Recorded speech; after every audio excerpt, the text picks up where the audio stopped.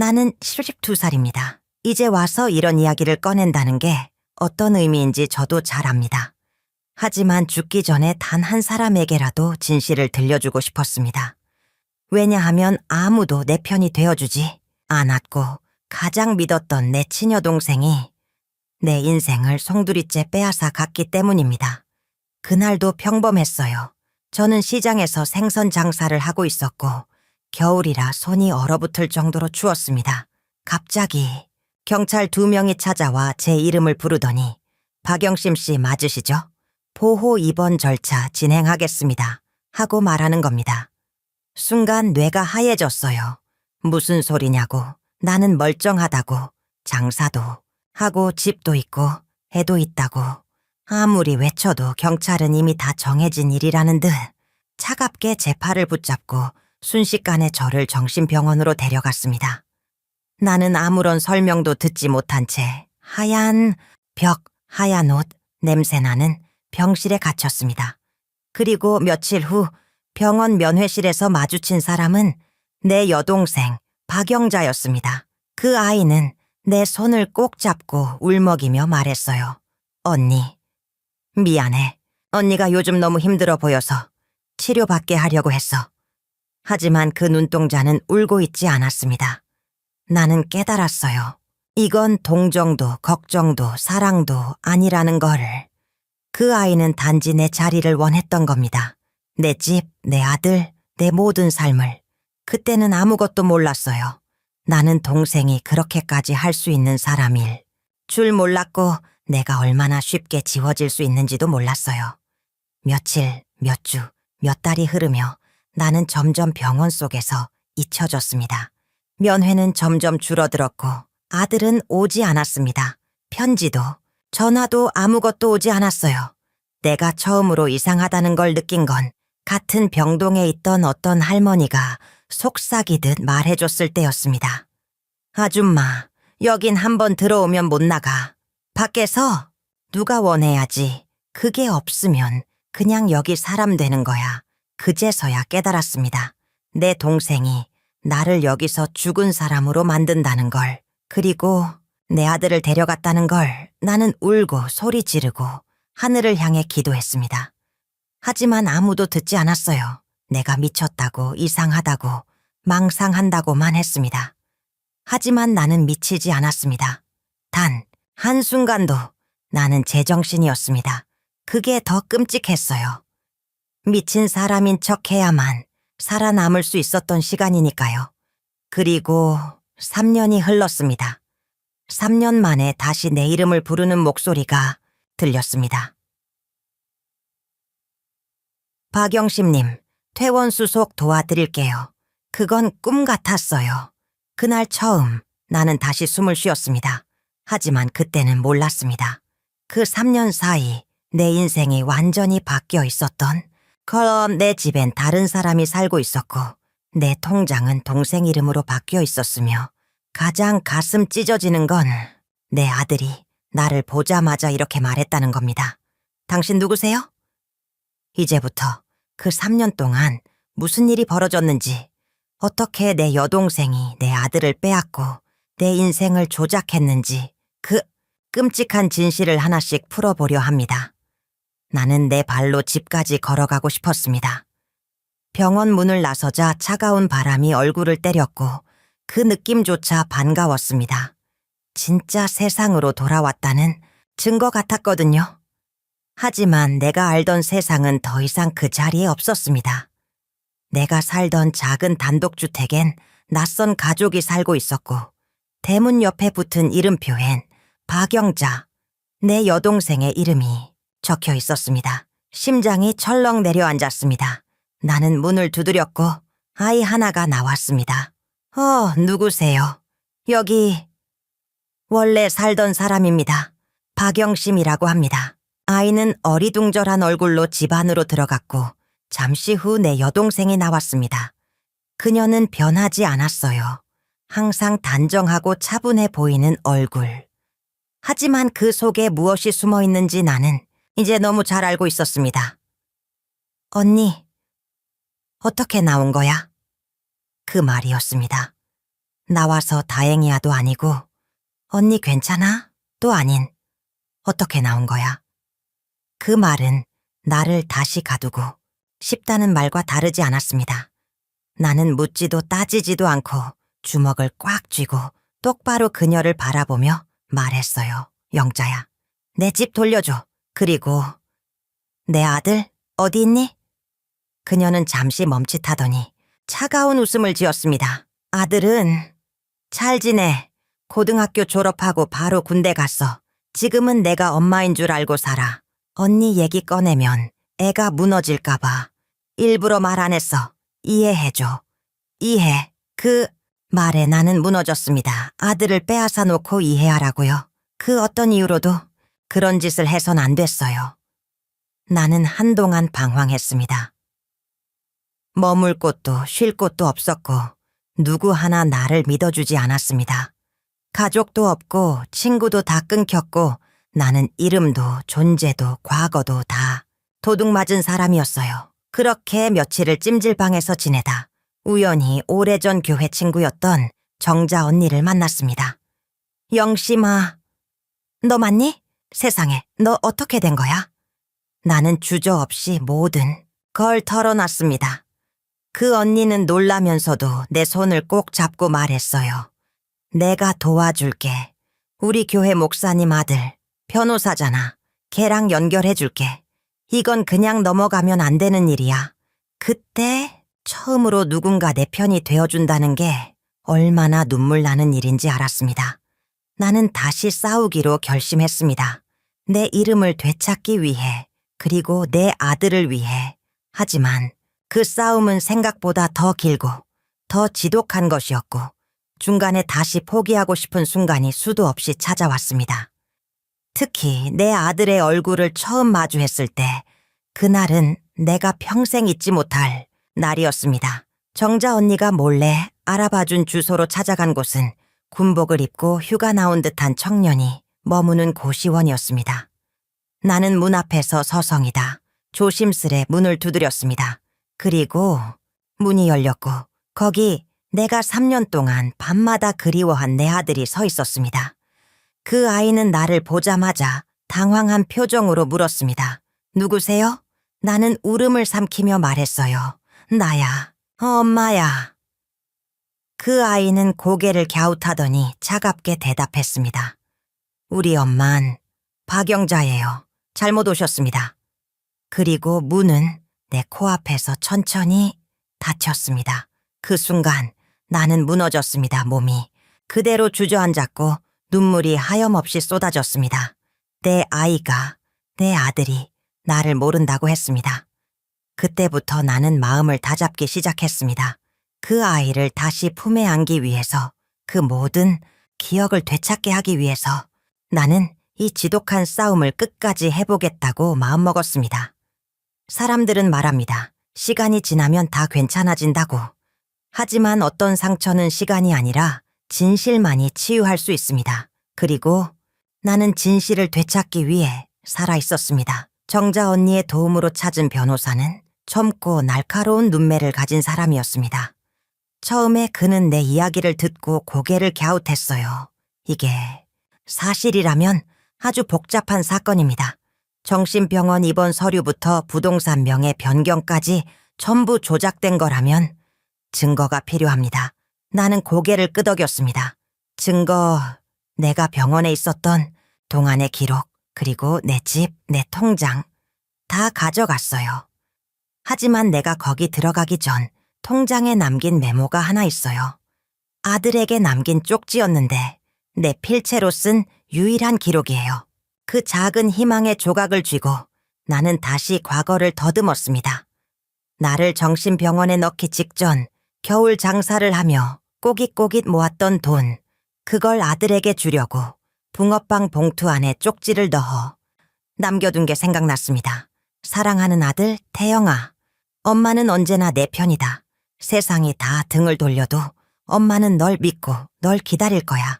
그 글씨는 내 손으로 쓴 것이고 그날 밤 나는 울면서 그걸 넣어두었습니다. 하지만 변호사는 말했죠. 그 쪽지가 아직 남아있을 가능성은 거의 없어요. 당시 보호자가 그걸 받았을 테니 폐기했을 확률이 큽니다. 그래도 나는 포기할 수 없었습니다. 내가 진짜 엄마라는 걸 증명할 수 있는 어떤 흔적이라도 필요했습니다. 그때였습니다. 정자 언니가 망설이며 내게 사진 한 장을 보여줬습니다. 이거 언젠가 교회 수련회 갔을 때 찍은 거야. 태영이 5살 때 언니가 등에 업고 있는 사진. 그땐 네가 얼마나 그 애를 사랑했는지 다들 알고 있었지. 사진 속 나는 젊었고 웃고 있었고 태영이는 내 등에 엎여 두 손으로 내 귀를 만지며 해맑게 웃고 있었습니다. 나는 그 사진을 가슴에 꼭 끌어안았습니다. 그건 단순한 사진이 아니라 우리 둘 사이에 존재했던 진짜 기억이었습니다. 며칠 후 변호사는 나에게 말했습니다. 소송을 걸 수 있습니다. 하지만 시간이 걸릴 겁니다. 무엇보다 아드님이 지금은 박영자 씨를 엄마로 알고 있습니다. 신문 과정에서 그에게 큰 충격을 줄 수도 있어요. 나는 고개를 숙였습니다. 맞습니다. 내가 진실을 되찾는 길이 내 아이의 마음을 또 한 번 찢게 될 수도 있다는 것. 그게 가장 두려웠습니다. 하지만 나는 더 이상 침묵할 수 없었습니다. 내 아이가 거짓 속에 살도록 둘 수 없었고 내 여동생이 아무 일 없다는 듯 내 삶을 살아가는 걸 더는 참을 수 없었습니다. 결국 첫 번째 고소장이 접수되었습니다. 박영자 명의의 부동산, 통장 이체 내역, 병원 입원 서류 전부에 대한 조사가 시작됐습니다. 그 소식이 전달되자 여동생은 내게 전화를 걸어왔습니다. 처음 받는 통화였습니다. 언니, 이게 다 뭐야? 왜 이런 짓을 해? 그 목소리는 흔들리지 않았습니다. 오히려 조용하고 차분했어요. 늘 그래왔듯 죄책감도 없고 후회도 없고 단지 자신의 계획이 틀어졌다는 불쾌함이 묻어 있었습니다. 넌 내 인생을 훔쳤어. 그 아이도 그 집도 그 이름도 전부 내 거였어. 나는 처음으로 분노 대신 차분하게 대답했습니다. 영자야, 나는 다시 빼앗길 생각 없어. 이제부터는 내가 끝까지 지킬 거야. 진짜. 엄마는 도망치지 않아. 그 말에 그녀는 아무 말도 하지 않았고 통화는 조용히 끝났습니다. 나는 알고 있었습니다. 이 싸움이 단순한 법적 분쟁이 아니라는 걸. 이건 나와 내 동생 사이 그 모든 질투와 상처와 침묵 속에 쌓인 60년의 감정이 부딪히는 전쟁이었습니다. 그리고 그 전쟁에서 나는 반드시 기억을 되찾아야 했습니다. 내 아들의 기억 속에 나라는 존재가 아직 살아 있다는 걸 믿고 있었으니까요. 소송은 시작되었지만 현실은 냉혹했습니다. 변호사는 예상했던 것보다도 더 많은 장애물이 있다고 말했습니다. 입원 당시의 진단서는 병원과 박영자가 함께 준비한 해어위 보고서였고 그녀는 수년 전부터 치밀하게 나를 없애기 위한 준비를 해온 것이었습니다. 그녀가 낸 서류에는 이런 내용이 적혀 있었습니다. 박영심 씨는 반복적인 피해망상과 폭력적 언행을 보이며 자해 위험이 있음던 보호자 박영자 씨의 동의해 보호 입원이 필요함. 폭력적 언행, 자해 위험, 그 어느 것도 사실이 아니었습니다.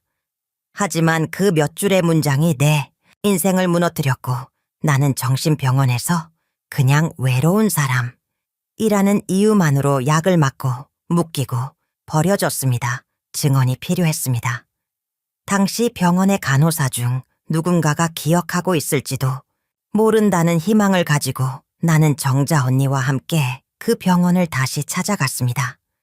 낡은 건물, 하얀 타일벽, 약품 냄새, 모든 것이 그날 그대로였습니다. 입구에 서는 것만으로도 숨이 막혔습니다. 괜찮아, 영심아. 같이 들어가자. 우리는 간호사실을 찾았고 그곳에서 우연히 마주친 한 중년 간호사가 나를 알아봤습니다. 어머, 혹시 그때 3개8호실에 계셨던 분 아니세요? 박영심 씨? 나는 울컥하며 고개를 끄덕였습니다. 그녀는 내 손을 꼭 잡고 말했어요. 기억해요. 말이 너무 또렷하셔서 이상했거든요. 정신질환자라기보다는 그냥 갇힌 사람 같았어요. 나는 숨을 삼키며 물었습니다. 당신이 봤던 그대로를 법원에 말해주실 수 있나요? 그녀는 주저하다가 조용히 고개를 끄덕였습니다. 네, 그건 내가 너무 오래 맘에 걸려 있었던 일이에요. 그 순간 나는 처음으로 바람이 바뀌고 있다는 걸 느꼈습니다. 나 혼자만의 싸움이 아니게 된 겁니다. 하지만 시간이 갈수록 또 다른 벽이 나타났습니다. 내 아들, 태영이. 그 아이가 법원에 출석하라는 통보를 받고 직접 나를 마주해야 하는 날이 온 것입니다. 그 날이 다가올수록 나는 잠을 잘 수 없었습니다.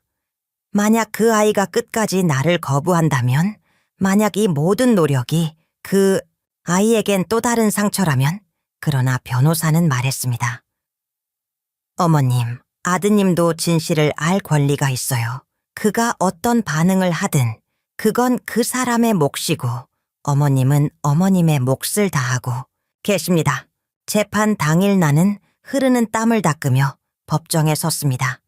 그리고 문이 열리고 내 아들이 군복을 입은 차에 들어왔습니다. 그 아이는 나를 보지 않았습니다. 앞만 보며 걸어 들어와 조용히 앉았습니다. 재판이 시작되었고 판사는 나에게 직접 진술하라고 했습니다. 나는 마이크 앞에 섰고 마치 이 세상에 단 한 사람, 내 아들 하나만 듣고 있다고 생각하며 말했습니다. 태영아, 너는 태어난 날부터 내 전부였어.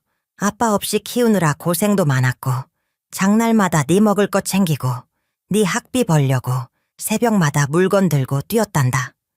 너 등에 업고 교회 가던 날 내가 얼마나 행복했는지 너는 모르겠지. 그런데 네가 5살 되던 해 내 동생이, 내 고모가 처음으로 나 대신 널 유치원에 데리고 갔어. 그날 이후로 조금씩 널 빼앗아 갔단다. 엄마가 아프다, 엄마가 위험하다는 말로 널 속였고 나를 지웠어. 나는 눈을 감았다가 뜨며 말했습니다. 나는 아직도 내 엄마야. 이 세상에서 그 누구보다 너를 사랑하는 사람. 정적이 흘렀고 내 아들은 미동도 하지 않았습니다. 그 아이의 얼굴엔 아무 표정도 없었지만 나는 알 수 있었습니다. 그 아이의 눈동자가 떨리고 있었다는 걸. 그날 이후 재판은 계속됐고 내 아들은 다시 돌아가지 않았습니다. 연락도 없고 소식도 없었습니다. 하지만 나는 포기하지 않았습니다. 왜냐하면 단 한 번이라도 그 아이 마음 어딘가에서 혹시 정말일까? 라는 작은 물음표가 피어났을지도 모르니까요. 그리고 그 작은 물음표는 곧 믿음이 되기 시작했습니다. 한밤중이었습니다. 전화벨이 울렸고 나는 잠에서 벌떡 깼습니다. 그 시간에 전화를 걸 사람은 없었기에 가슴이 두근거렸습니다. 여보세요. 저예요. 숨죽인 목소리, 낯설지만 익숙한 울림. 태영이니. 나는 목이 메어 말을 잇지 못했습니다. 저 할 말 있어요. 지금 만나주실 수 있어요? 그 목소리 하나에 나는 슬리퍼를 신고 그대로 집을 나섰습니다. 차가운 밤 공기 따위는 문제가 되지 않았습니다. 그 아이가 만나고 싶다고 했으니까요. 우리는 한강 다리 밑이 낡은 의자 2개가 놓인 작은 쉼터에서 마주 앉았습니다. 서로 몇 분 동안 아무 말도 하지 않았습니다. 그저 바람소리와 물소리만 들렸습니다. 그 아이가 먼저 말했습니다. 그 사진 봤어요. 나는 고개를 들었습니다. 등에 업힌 5살 때 사진. 그게 이상하게 마음에 걸렸어요. 엄마가, 그러니까 고모가요. 그 사진 버리라고 했는데 괜히 숨기고 있었거든요. 나는 조용히 웃었습니다. 네가 숨겨줘서 내가 지금 널 다시 만났구나. 그 아이는 고개를 푹 숙였고 손을 꽉 움켜쥐고 있었습니다. 왜 그랬어요? 왜 그냥 떠났어요? 왜 저한테 아무 말도 안 하고 사라졌어요? 그 질문이 칼처럼 가슴에 박혔습니다. 나도 널 지키고 싶었어. 근데 너무 빨리, 너무 쉽게 뺏겨버렸어. 사람들이 다 너 고모 말만 믿었고 나는 병원에 갇혀서 아무 소리도 낼 수 없었단다. 미친 사람 말은 아무도 안 들어주거든. 그 아이는 눈을 질끈 감았습니다.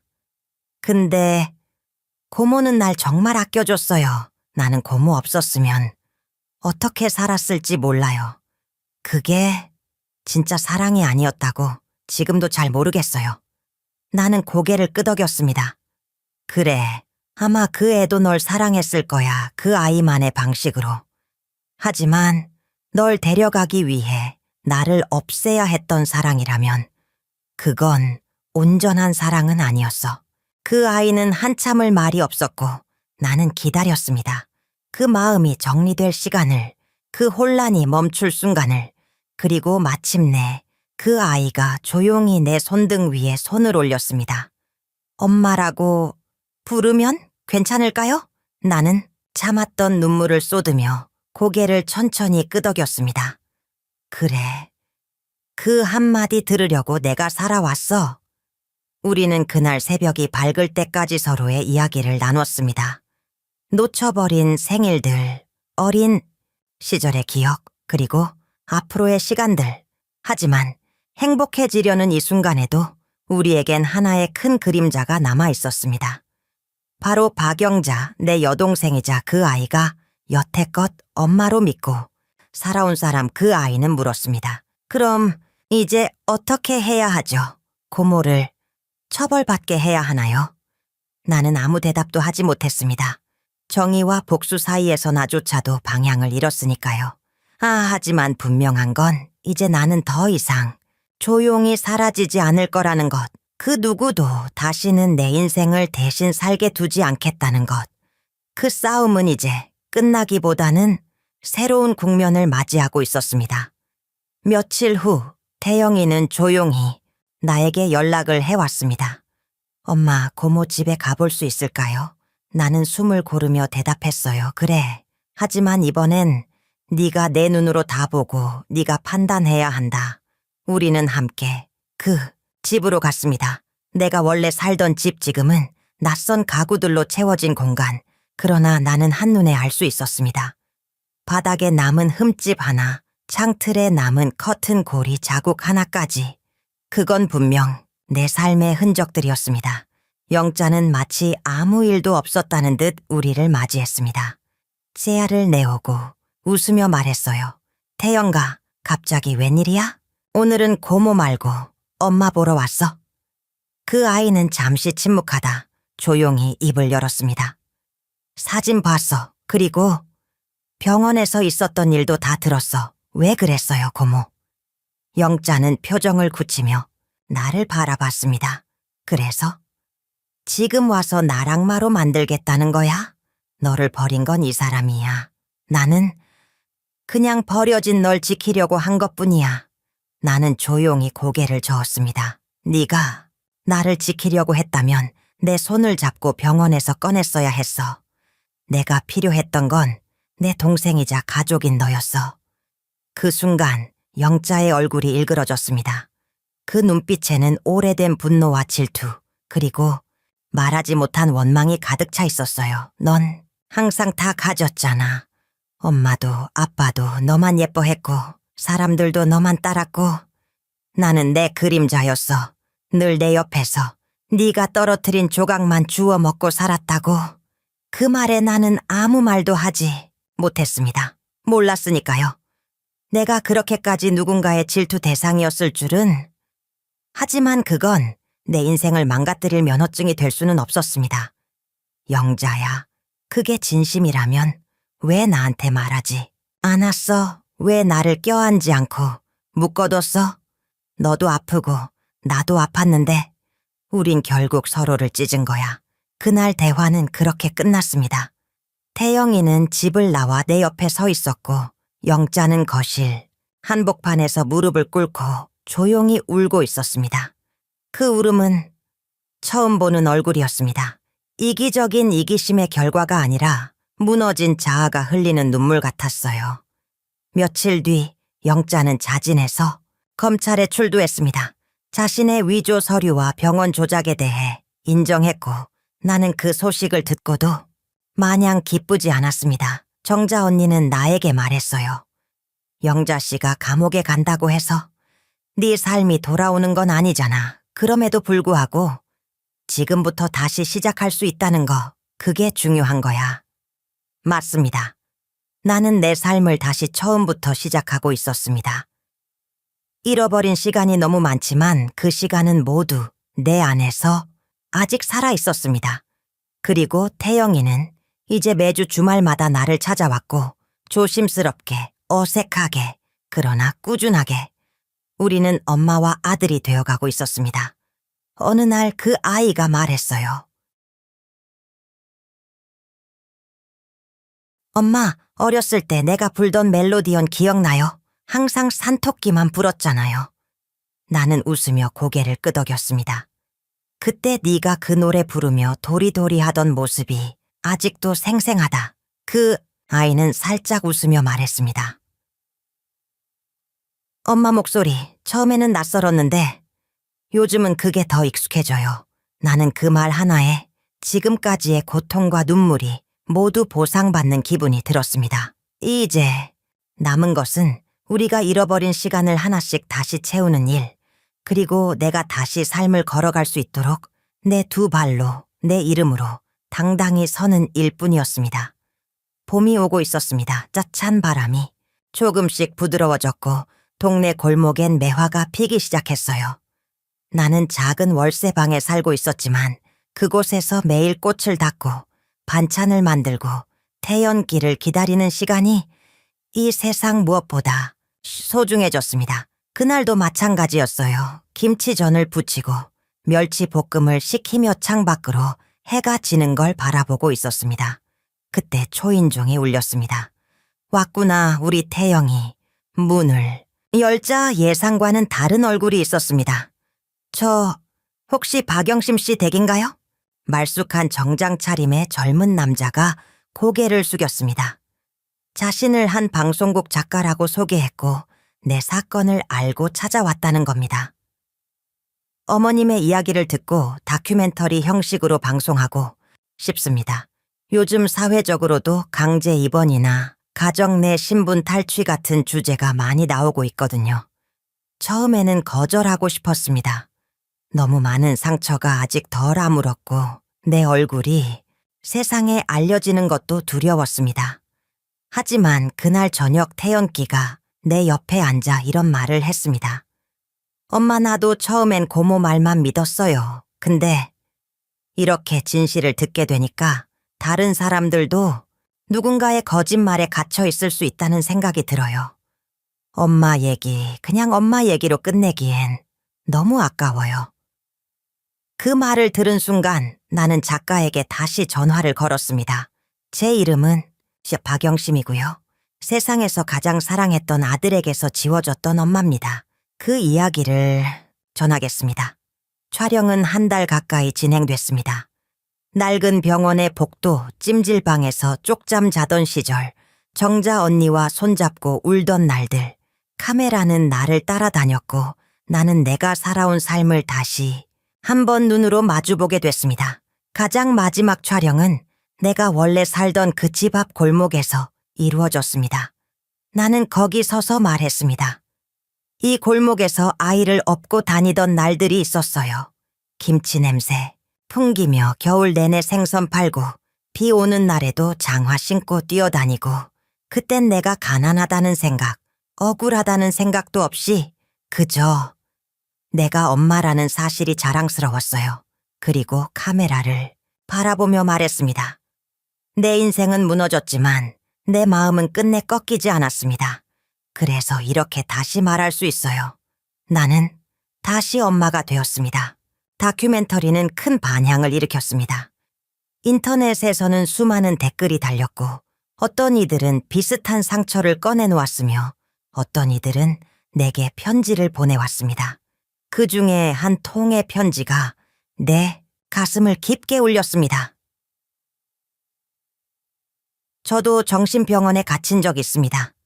가족은 절 외면했고 지금도 제가 어떤 사람인지 설명할 기회조차 없습니다. 하지만 어머님의 이야기를 듣고 처음으로 나도 다시 살아도 되겠다는 생각이 들었습니다. 그날 나는 새벽까지 편지를 붙잡고 울었습니다. 내 목소리가 누군가의 고요한 지옥에 도달했다는 것. 그 사실이 너무 고마웠고 위로가 됐습니다. 그리고 그 다음 주 태연기가 나에게 작은 상자를 건넸습니다. 이거 엄마 거예요. 상자 안에 낡은 목걸이 하나가 들어있었습니다. 그건 내가 태영이 돌잔치 때 산 것이었고 그 후로 한 번도 못 본 채 사라졌던 물건이었습니다.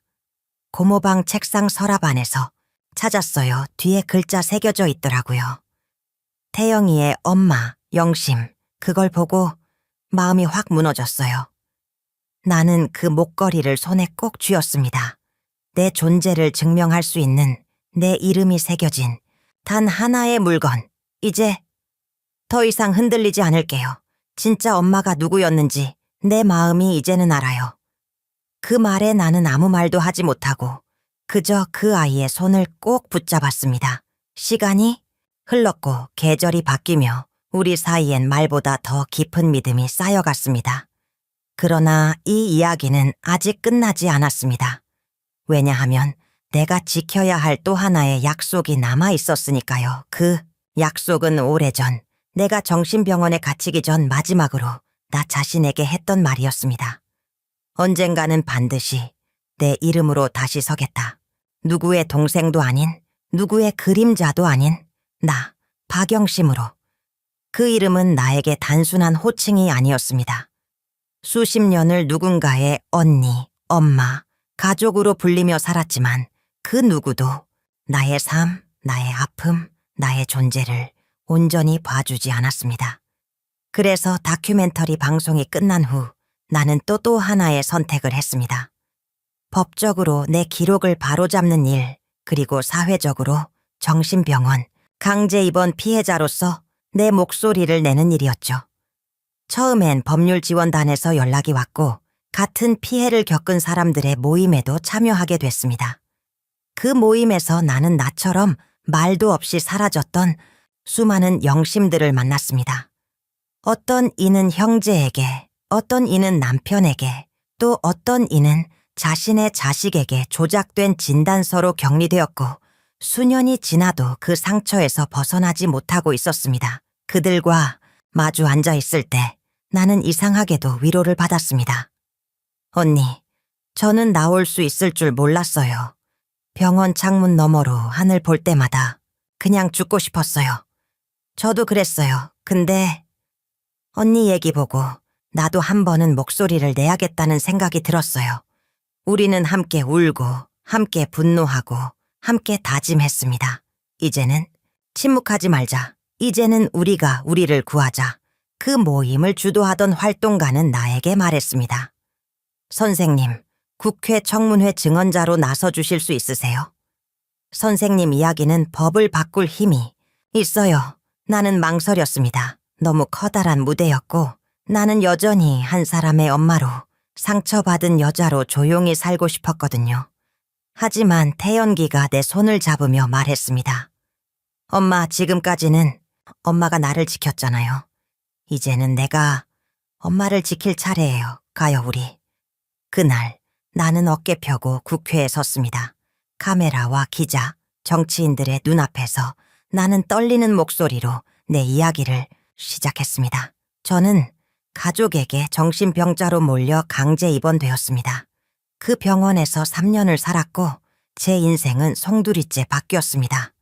그곳에서 저는 제정신이었지만 아무도 그걸 믿지 않았습니다. 왜냐하면 저를 미쳤다고 말한 사람이 제 가족이었으니까요. 그 순간 방 안은 조용했습니다. 누구도 쉽게 숨을 내쉬지 못했고 어떤 의원은 조용히 눈물을 닦았습니다. 이제는 묻고 싶습니다. 정신병원에 갇힌 그 수많은 이름들 중 진짜로 아픈 사람은 누구였을까요? 사랑을 조작한 사람입니까? 아픔을 말하지 못한 사람입니까? 그날 증언 이후 정신건강법 일부가 개정됐고 강제 입원 절차의 기준이 보다 엄격하게 바뀌었습니다. 뉴스에서는 내 이야기를 짧게 보도했고 사람들은 나를 용기 있는 할머니라고 불렀습니다. 하지만 나는 누구보다 잘 알고 있었습니다. 나는 단지 너무 오래 침묵했기 때문에 이제서야 겨우 말문을 연 사람일 뿐이라는 걸. 그리고 그 무렵 뜻밖의 한 사람이 나를 찾아왔습니다. 바로 박영자 교도소에서 가석방을 앞두고 면회를 요청해온 겁니다. 정자 언니는 말렸습니다. 굳이 안 만나도 돼. 넌 이제 너의 삶을 살아야 해. 하지만 나는 조용히 말했어요. 나는 끝을 보고 싶어. 교도소 면회실 낀 유리창을 사이에 두고 내 여동생이 앉아 있었습니다. 그녀는 달라져 있었습니다. 고개를 숙이고 있었고 눈빛은 예전보다 많이 무뎌져 있었어요. 언니, 잘 지냈어? 나는 말없이 그녀를 바라봤습니다. 나는 많이 생각했어. 왜 내가 그렇게까지 언니를 밀어냈는지. 처음엔 그냥 질투였고 나중엔 내가 너무 멀리 와버렸다는 걸 깨달았어. 나는 조용히 물었습니다. 그럼 지금은 후회해? 그녀는 눈을 질끈 감으며 고개를 끄덕였습니다. 언니가 갇혀있던 병실에 한 번이라도 들어가 봤어야 했는데 그게 지금도 매일 꿈에 나와. 나는 아무 말 없이 그녀를 바라봤습니다. 그리고 이렇게 말했습니다. 나도 널 원망했다. 하지만 이제는 알아. 우리는 둘 다 상처투성이었다는 걸.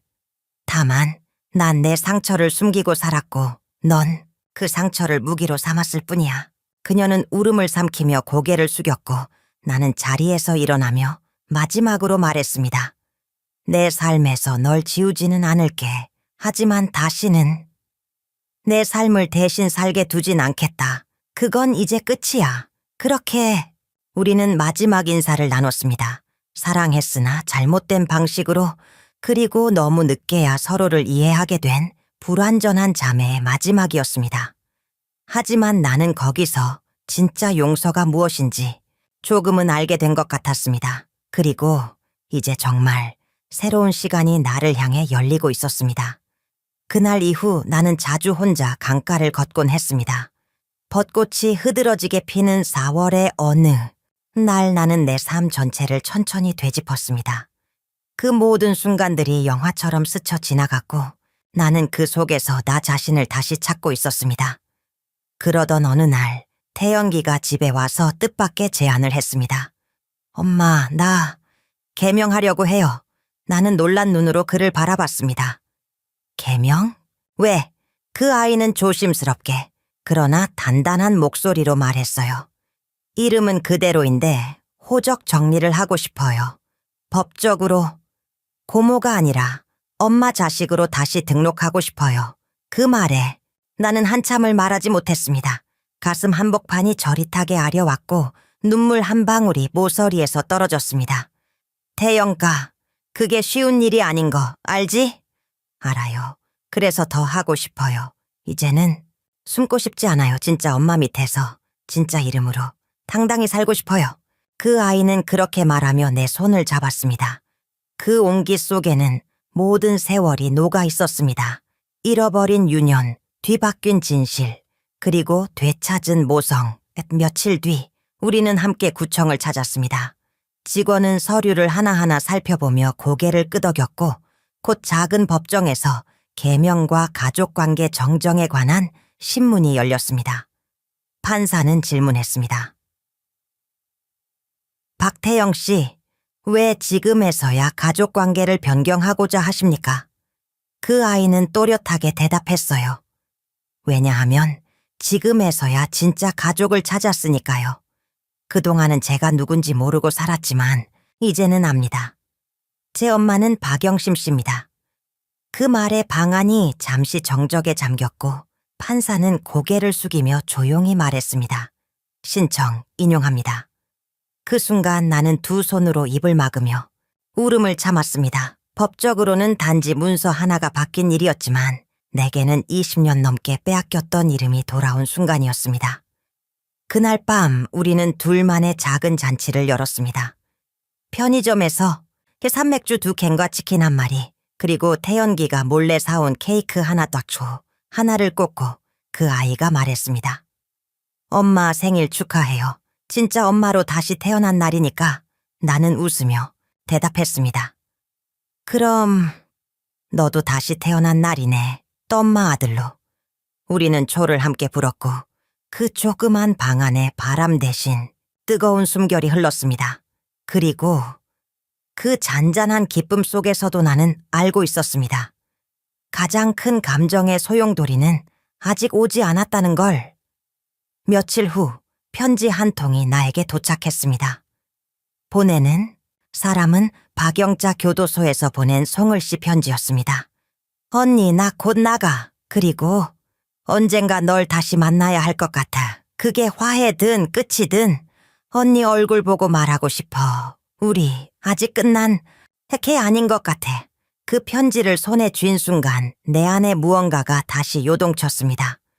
모든 진실을 드러냈고 모든 것을 되찾았지만 어쩌면 아직 내가 마주해야 할 마지막 그림자는 내 여동생과의 진짜 결산이었는지도 모릅니다. 그래서 나는 편지를 조용히 접어 서랍에 넣으며 마음을 다잡았습니다. 그리고 태영이에게 말했어요.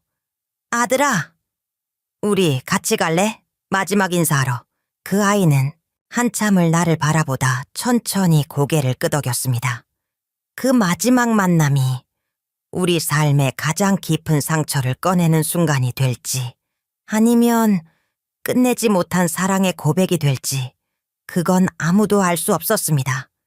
하지만 분명한 것은 하나, 나는 이제 두렵지 않았습니다. 내 옆에 내 아들이 있었으니까요. 우리는 약속한 날 정자 언니의 차를 빌려 작은 교도소 앞에 도착했습니다.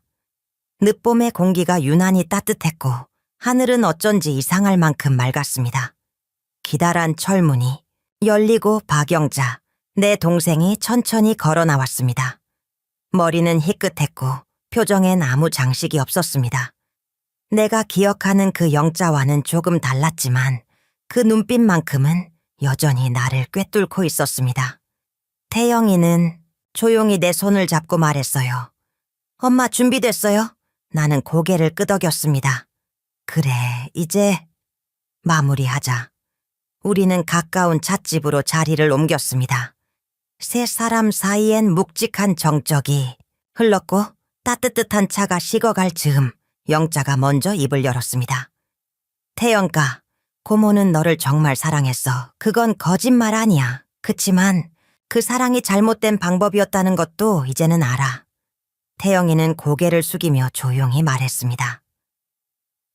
고모, 저도 고모 덕분에 버틴 시간들이 있어요. 그래서 미워하지 않으려고 해요. 하지만 엄마를 그렇게 만든 건 용서할 수 없어요. 그건 시간이 아무리 흘러도 지워지지 않아요.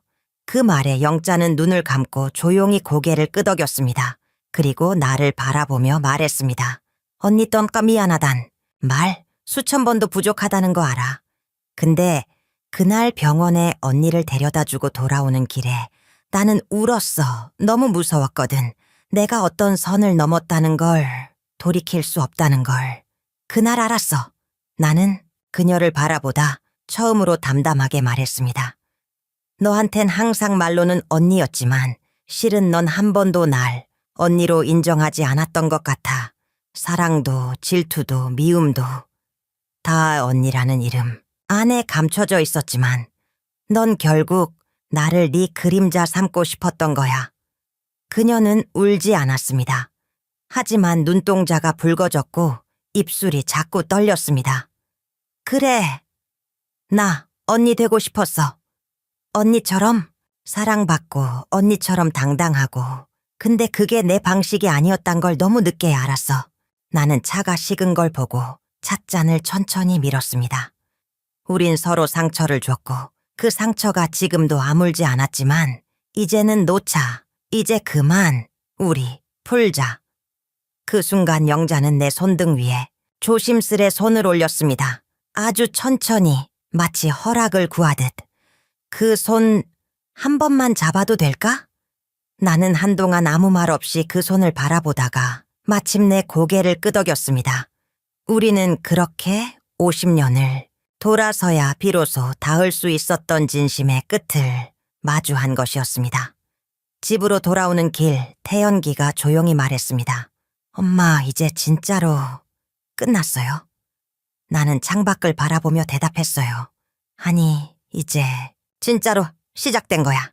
내 삶은 더 이상 누군가의 피해자로 정의되지 않습니다. 나는 내 이름을 되찾았고, 내 아이를 되찾았고, 무엇보다 내 목소리를 되찾았습니다. 이제 나는 매일 아침 일기를 씁니다. 오늘 내가 느낀 것, 보고 웃은 것, 그리고 울지 않아도 괜찮았던 순간들에 대해 그 일기장 첫 장엔 이렇게 적혀 있습니다. 나는 박영심입니다. 모든 걸 빼앗겼지만 결국 다시 살아낸 여자입니다. 세상엔 아직도 수많은 영심들이 있습니다. 말을 잃은 사람들, 기억에서 지워진 사람들, 그리고 자기 삶의 주인이 되지 못한 채 살아가는 사람들, 또 이 이야기가 그분들에게 작은 위로와 용기가 되었으면 합니다. 나처럼 늦더라도 다시 시작할 수 있으니까요. 만약 이 이야기가 당신 마음에 닿았다면 당신 곁에 누군가에게 들려주세요. 그리고 당신도 언젠가 당신만의 이야기를 꺼낼 수 있길 바랍니다. 제가 여기서 기다리고 있을게요.